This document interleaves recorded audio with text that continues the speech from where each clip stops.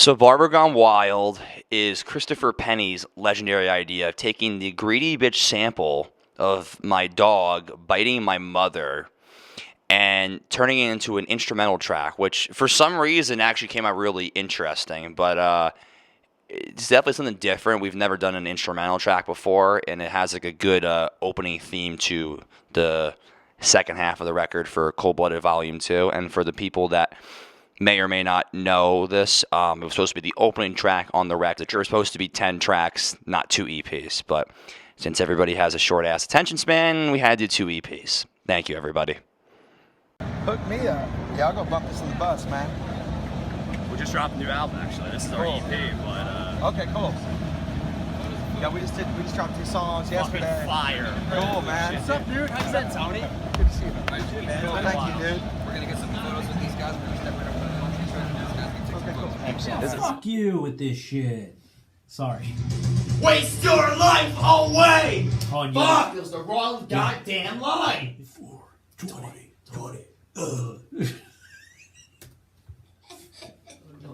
What the fuck is this? Yo, I have Monte Teo. Monteteo. Oh yeah, the catfish. No. Woo! Okay. Alright, so like he's working on that. And this is when he had like the original lineup. It was like fucking Brain on drums. He played for like Primus and a bunch of shit. He had Buckethead on guitar. Buckethead was in Guns N' Roses. Yeah. And Robin Fink from Nine Inch Nails. So they're tracking, right?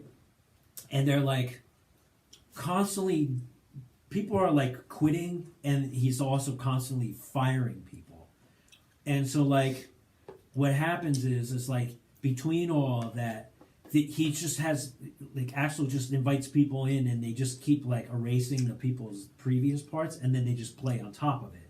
And then like he changes his mind and he wants to keep parts of like the previous guys, so then he splices like all this shit together from like Buckethead, a couple other guys, and then like I don't know, a couple other guys, and then like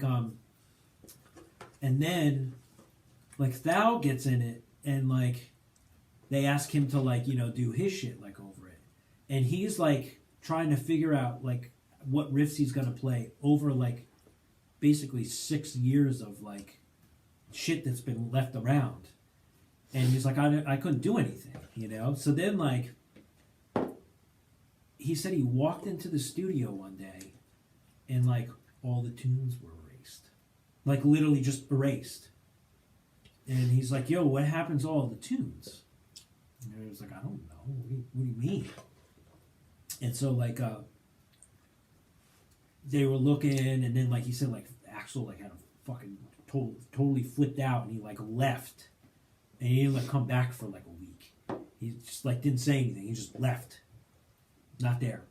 And so they're trying to find the tunes, and I guess what happened is that fucking Roy Thomas Baker went in there and he deleted everything. Just everything.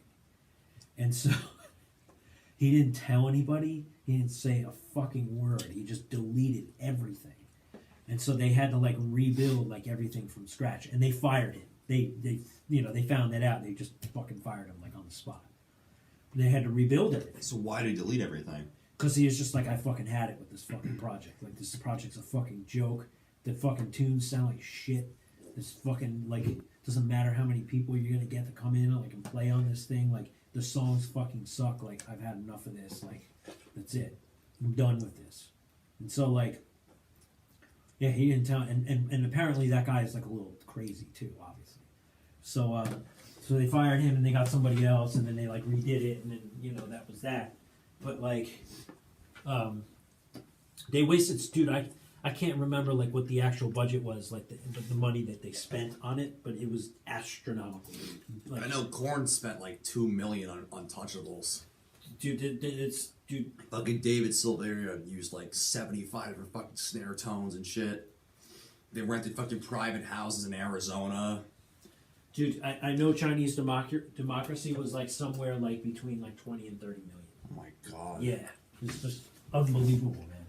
Dude, they initially got back together the first time in 2002. I'll never forget it because we played. Dillinger played like at Reading when it was their very first show back. Dude, it was like us, Puddle of Mud, Incubus, Slipknot, right when Iowa came out. Offspring. Give it to me, baby. Oh, the Prodigy, and then Raggy, you're up.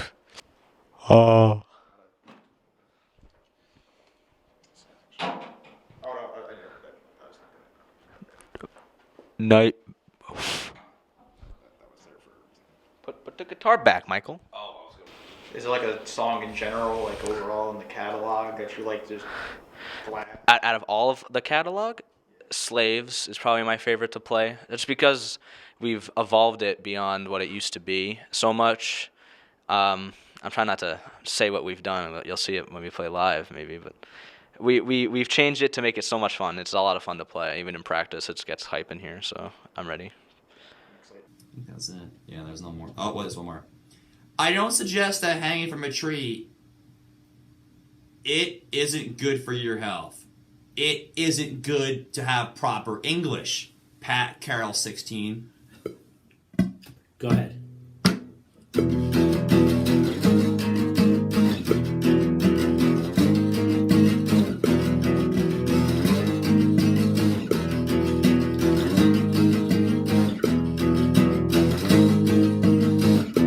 We did the Nightmare Never Ending video. We were doing it in this abandoned mental prison, and I stepped on a fucking nail and it went through my fucking shoe. Oh, And somehow it did not go through my foot.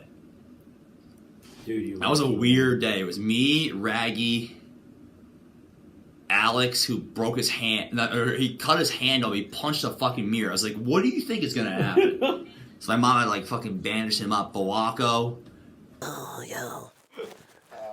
Ultra compressed. Yeah, if you want to like lower your jacket. Oh, shit. If you want to lower your jacket a little bit, Dude, are we doing this like fucking like Whitey Bulger with like the half zip down? This is Chris Hansen. Members only jacket.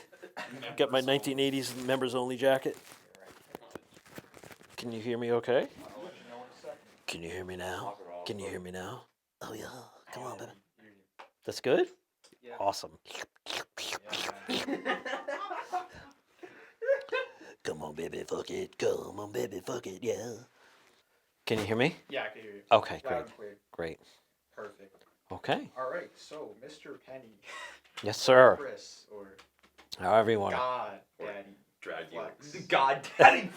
to. Funk Maxter Flex or whatever that guy's name was. Tell me about the process of recording. So, like, how is this different than past generation underground albums? Referring to Cold Volume 2. So he's Yeah. So we're talking about the second We're talking record. about volume two. like Barber Gone Wild, Brandon Boulder, Hour Betrayal, GTS, and Pass the Needle. So it was different this time around because the first record we did, I was just kind of feeling the situation out, but the songs were already done. You know, the first batch, the first record, the songs were already done. So ultimately, you know, it was more of a collaborative process, more than just kind of stepping in and, hey, can you kind of, you know, I guess re-engineer these songs. And, you know, I played on the first batch as well, but this was, you know, all around, it was more of a 360 thing, you know, getting to kind of be like involved hands-on instead of just stepping in and kind of filling what needed to kind of be filled and to get it done, you know. So, and, you know, we had a little bit more time, not like we do now, but comparatively, yeah, a ton of time. Ooh, yeah.